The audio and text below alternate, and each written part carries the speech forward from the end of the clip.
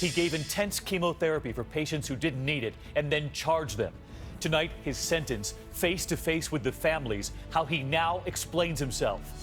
Also breaking, the FBI's stunning admission tonight after that horror at a Bible study. Could those lives have been saved? Just as the Confederate flag comes down. The home explosion and backdraft the firefighters in the efforts to save a mother and baby. The famous actress interrupted in the middle of her performance because of what someone was doing in the audience. She took action, and Hugh Jackman has taken a stand before. And it hasn't happened since 1960. We take you inside the Canyon of Heroes tonight for the women of Team USA. From ABC News World Headquarters, this is ABC World News Tonight with David Muir. Good evening, and it's great to have you with us here on a Friday night, and we begin with that breaking headline today. A Michigan doctor sentenced, being called a monster. A day of reckoning for the doctor who diagnosed hundreds of patients with cancer when they did not have it. Outside the court, the tears and anger. He lied to so many patients, giving many of them extensive chemotherapy, which then made them sick. So many of those families today coming face to face with the doctor as he was sentenced to 45 years behind bars. And you're about to hear what the doctor said to those families. ABC's Ron Claiborne leads us off. Judgment Day for the doctor who caused so much pain. Victims of Dr. Farid Fatah outside the courtroom where he was sentenced, hand in hand, then defiant. 45 years for the lives that he took. It just wasn't enough. In court, the 50-year-old doctor breaking down, saying, "I misused my talents, yes, and permitted this sin to enter me because of power and greed." But those words no comfort for Cheryl Blades. I could hear him talking to my mother because I went to every appointment. So I could hear him talking to her and promising her to save her. In all, Fatah pleaded guilty to intentionally misdiagnosing more than 550 patients, often prescribing treatment for cancer that they did not have. He earned more than $17 million as a result. Dr. Fatah pounced on every opportunity to use a patient's body as a profit center. One of the patients, 53-year-old Monica Flagg. Stressful. It was extremely emotional. In 2013, Dr. Fatah told her she had cancer. He finally said, "It is no longer smoldering. You have full-blown cancer." She later learned from another doctor she was perfectly healthy. I did one chemo treatment. The others did so many that they're practically dead anyway, not to mention the ones who are. This is just awful. And the question so many had, wasn't there anyone else in the doctor's office looking at those charts, those tests to know these people were healthy? Well, David, eventually another doctor in the same clinic as Dr. Fatah and an office worker, a staff member, did have their suspicions and took them to federal law enforcement officials. They were the whistleblowers, and in the meantime, a second opinion, you told me, saved some people from the same fate. Right. Some of those people who were diagnosed with cancer went to other doctors. Of course, that diagnosis was not confirmed. They did not go back to Dr. Fatah. They're the lucky ones. Always get a second opinion. All right, Ron, thanks so much. We move on tonight into another stunning admission, this one from the FBI tonight. Hard to believe after that horrific scene at that Bible study in Charleston. Tonight, the FBI now acknowledging that the alleged gunman who walked into that church was never supposed to have that gun. They say Dylan Roof went to a gun store. That store called the FBI for a background check. But the law says the store only has to wait 3 business days for a response from the FBI. That response did not come despite his record. And what did that record show? ABC's Pierre Thomas at the FBI tonight. Tonight, painful details of the FBI failure that allowed Dylan Roof to buy that gun. Saturday, April 11th, Dylan Roof walks into this gun store in West Columbia, South Carolina, to buy a .45 caliber Glock handgun. It's the weekend, so the FBI doesn't begin the required criminal background check. Roof is sent away. That Monday in West Virginia, an FBI examiner begins to run the check. She sees Roof was arrested in March on drug charges, but she was not able to reach the police department that made the arrest. So she never discovers that Roof allegedly admitted to possessing illegal drugs. That fact would have blocked him from buying the gun. By law, the gun store is only required to wait 3 days for a response from the FBI. On Thursday, with still no word, they sell the gun to Dylan Roof, who walks away with his handgun. 2 months later, June 17th, Roof allegedly uses the handgun to kill 9 African-American worshipers in that Charleston church. And Pierre's with us now. Pierre, you were in the room with that FBI director today. This tough admission, they didn't call back within those 3 required days. David, inside the FBI, they are sick about what happened. The FBI director said he wishes he could turn back the hands of time, but he can't. Pierre Thomas, live in Washington. Pierre, thank you. And news of this major fail came just hours after that historic moment in Columbia, South Carolina.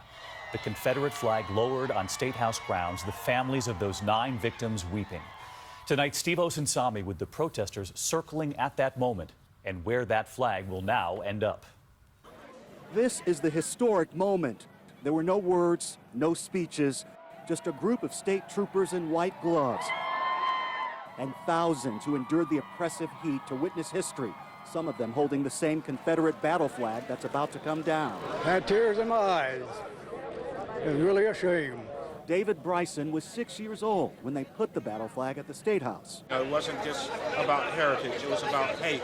South Carolina officials reserved a special viewing place for the families of the 9 people killed and the alleged hate crime at a Charleston Bible study that led to this day. They were crying. It took just a few seconds to bring the battle flag down. It was wrapped in a string and handed to the curator of a state relic museum by a black state trooper. When the crowds died down, they quietly took down the flagpole. But take a look. The culture war continues. We're seeing a pickup truck waving large Confederate flags endlessly circling the grounds here. The flag will now be displayed in a state relic room, part of a deal worked out with lawmakers. David? Steve Osunsami in Columbia tonight. Steve, thank you. Now to Arkansas this evening and to frightening images rarely seen. A terrifying house explosion. Look at this, caught on tape, then triggered by a backdraft. Firefighters hit with the blast just as they charged through that front door. A mother and baby got out just in time. ABC's Kana Whitworth tonight. It's extremely rare, but when it happens, it can be deadly. A backdraft. This home to a mother and baby in Texarkana, Arkansas simply exploded. Neighbors alerted the two that a fire had started and they escaped unharmed, only to see their home blow up right as firefighters started walking through the front door. We were in the front room, the living room, making our way to the rear of the house when we heard a boom, and then the ceiling fell. What he heard was a backdraft. What can cause such destruction? When a fire burns in an enclosed space, it eats up all the oxygen. The flames burn out, but the gases and unburned material are still hot enough to ignite.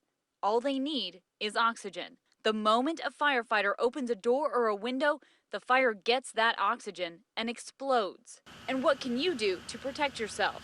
Have a functional smoke alarm, and when you get out, stay out. Let firefighters do their job. Many firefighters will go their whole careers without experiencing a backdraft, but because we have more synthetic materials in our homes than ever before, David, fires are burning hotter now than they were 20 years ago. All right, Kana Whitworth with us tonight. And of course, the cause of that fire still under investigation. Kana, thanks. We're going to turn now to confirmed tornadoes in the Northeast. Another one, winds more than 100 miles an hour. A school ripped apart. Several confirmed tornadoes now across 4 states. Severe storms marching across Kentucky. Trees mowed down in Lexington there. A tornado in Berks County, Pennsylvania. And tonight, new images of the destruction in Hamburg, Pennsylvania. Now, new storms coming this weekend, and ABC's Gio Benitez with the school principal who was inside when that roof came off. Tonight, the little school that served this Pennsylvania community for more than half a century is in ruins. Memories of finger painting and school books everywhere. Video capturing the tornado with 105-mile-per-hour winds. From the sky, you can see right through the thick brick walls. The roof gone. Rachel Wardecki is the principal here. She was inside when the tornado hit Wednesday, the roof caving in over her. This is the first time that you're seeing the roof that collapsed on you. Yes. I mean, what are you thinking when you look at that? I'm thinking there was a busy angel. I heard a pop. All of a sudden I was on the ground and something was on top of me. It was just fast. It was fast. The system bringing over 100 storm reports from Oklahoma to New York, an EF1 in Gentry, Arkansas, trees down in West Liberty, Kentucky. And so back here in that school, when you look at this damage, it's just incredible that no one was hurt. The students will have to start the school year at another school nearby. David? Gio Benita is on the ground force in Pennsylvania tonight. Gio, thanks. Let's get right to Chief Meteorologist Cecily Tynan at our powerhouse station in Philadelphia, WPVI. And Cecily, you were on the phone with National Weather Service investigators because of that storm, but you were telling me that there's a big shift in the weather pattern and new storms coming in this weekend?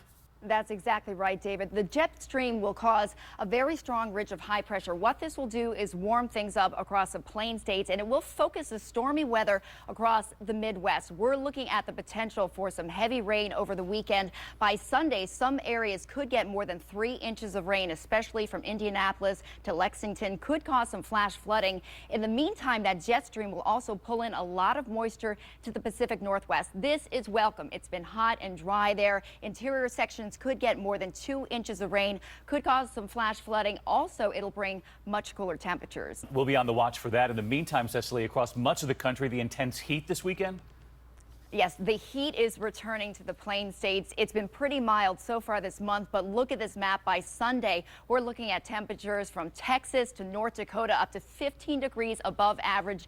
Dodge City could top the 100 mark, so the summertime heat is making a comeback. Summer indeed. Cecily Tynan, always great to have you.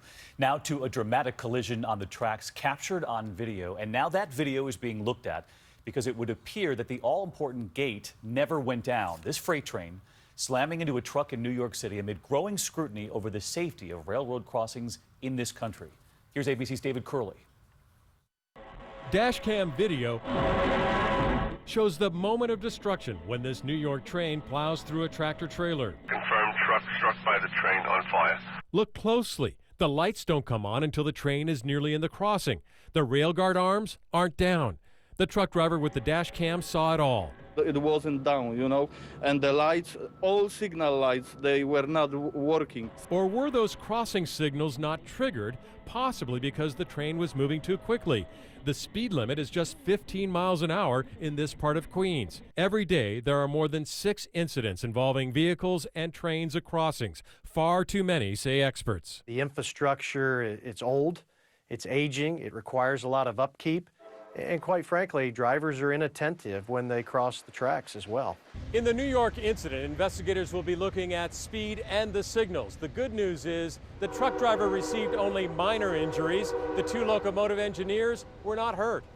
David? That was the good news, David. Thank you. A major development tonight after that massive security breach. Tonight, Catherine Archuleta, the director of the Office of Personnel Management, OPM as it's known, stepping down 24 hours after we reported just how much bigger that hack attack was than we knew. Now, 21.5 million federal workers and their families had private information, in some cases even their fingerprints, stolen from federal databases. Overseas tonight to Bolivia, Pope Francis had an open-air mass apologizing to Native Americans, asking for forgiveness for the, quote, grave sins committed against them. Today, visiting one of Bolivia's most dangerous prisons, meeting with inmates and their families, hugging a young child, urging them not to give up dignity. Back here at home tonight, a celebration for the women of Team USA, something we haven't seen since 1960, a ticker tape parade solely for women athletes. New York City's famed Canyon of Heroes transformed into the Canyon of Heroines. ABC's Paula Ferris takes us down the route. Today, history made. Among the smiles and the cheers, the team spirit and the ticker tape, the U.S. Women's Championship Soccer team honored with a parade right through the Big Apple, ending at City Hall with an electric rally. I can't discount how important you guys were, the fans, of bringing home this World Cup for us. And it was those little faces waving flags, smiling in the crowd, Go USA! that shined bright everywhere we looked. Raise your hand if you play soccer. In the 129-year history of New York City's ticker tape parade, never before has a women's team been honored. That's something the team doesn't take lightly. Being paraded through the so-called Canyon of Heroes is an honor reserved for our nation's heroes. Astronaut John Glenn, soldiers returning from World War II, our country's presidents. In fact, the last time a ticker tape parade was held solely for a female achievement was in 1960 for gold medal figure skater Carol Heiss. And 55 years later, Team USA proudly taking their victory lap.